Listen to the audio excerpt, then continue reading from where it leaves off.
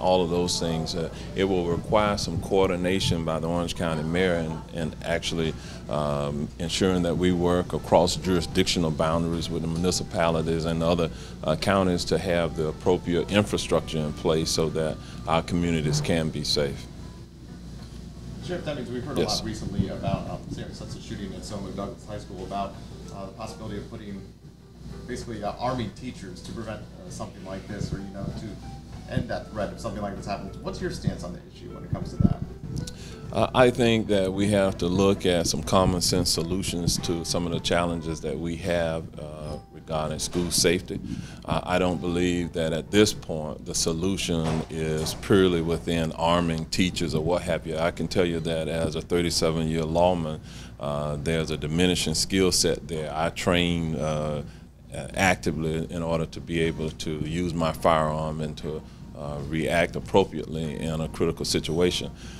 The teachers today really have a lot on their plate just to prepare their curriculums and to do what they do in teaching our children. I don't know how they have the capacity to also take on being the safety and the security on the campus. Those are multiple roles, and I believe that there has to be a dichotomy there.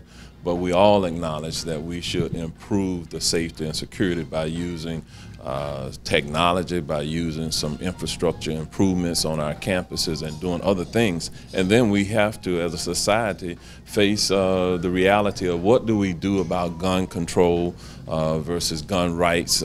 We have to have that open, honest discussion. And so somewhere in the middle of all of that is the solution to reducing the prevalence of school incidents in which there are school shootings. Where would a county be able to come in and make a difference in that arena? I think the county has the opportunity to look at its county ordinances and the laws that we have here and how our gun dealers are able to sell and operate here. We also can assist the school district. We've got to work with the school district to ensure that they have adequate funding to be put into place to address the issues of safety and security. Of course, from a law enforcement perspective, we have a great partnership with the school district in providing school resource officers for those campuses. And so those law enforcement officers on our school campuses are paid for through ad valorem taxes. And so as mayor of Orange County, the mayor sets the agenda for the Board of County Commission, which ultimately funds many of these initiatives that we're talking about. Sheriff, yesterday we learned that school resource officers, Stoneman Douglas High School, he didn't go outside. He didn't go after the shooter when when push came to shove. What can you say to, I guess, reassure the public that the same wouldn't happen with school resource deputies that are currently in the classroom right now? Well, I heard what Sheriff Israel said. I have been in communication with Sheriff Israel from Broward County almost daily since the incident happens. It's a very active criminal investigation that they still have ongoing, and so all of the facts and details are not known at this point. What we train for here in this community with our law enforcement officers is that in an active shooter situation that they will act, that they will enter, they assemble. We have to provide them with the tools, the equipment, the body armor, the weaponry to be able to go in, and the training to react appropriately in those situations. It does take some coordination with the school district. We train with our school district here. We train with the school district police to be able to react in some of these critical incidents so that we can save lives.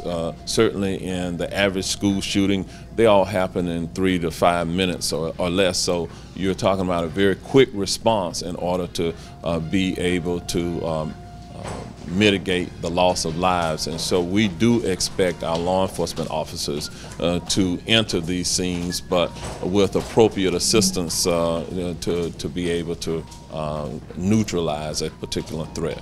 How can we know that how can we know that the deputies are going to be in the right place at the right time, even if they are on the school campus? Well, even if they are on the school campuses, we are trying to hedge our bet that they're likely going to be in the right position. We have had school shootings here. We've had school shootings on a school campus, and there was a deputy on the campus itself. But that deputy did respond and hopefully mitigated the further loss of life or injury to others. And so we're fortunate here in Orange County because essentially on all of our public school campuses, we have law enforcement officers that are assigned at some point during the day.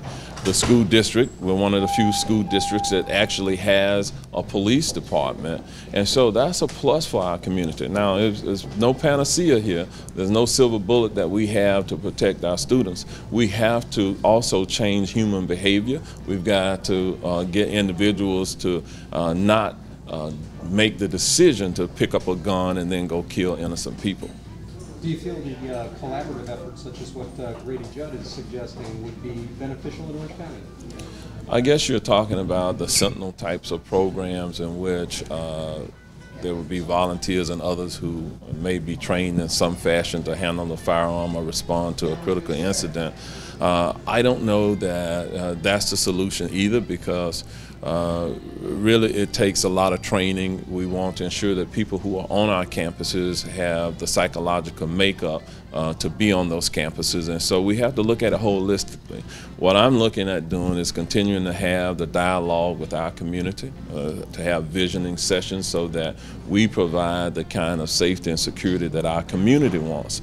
It will come likely at a cost, and so we've got to figure out how will we secure these campuses and work again across the spectrum of the school district, the municipalities, the counties, and look for funding to make this a reality. There will likely be some federal funding that will come down. There will likely be some state funding, but we still have to address issues regarding mental health treatment and counseling, as well as address issues regarding gun control in this country. And I wanted to ask about that.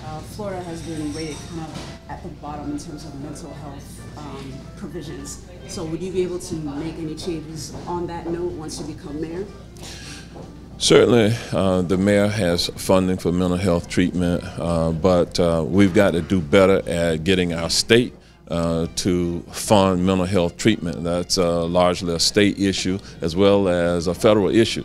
And so I will, as mayor, my priority will be on lobbying in appropriate places to get the funding that we need to get our tax dollars that leave this community and go to the federal government or go to the state coming back into this community to assist us in doing these changes that need to be made.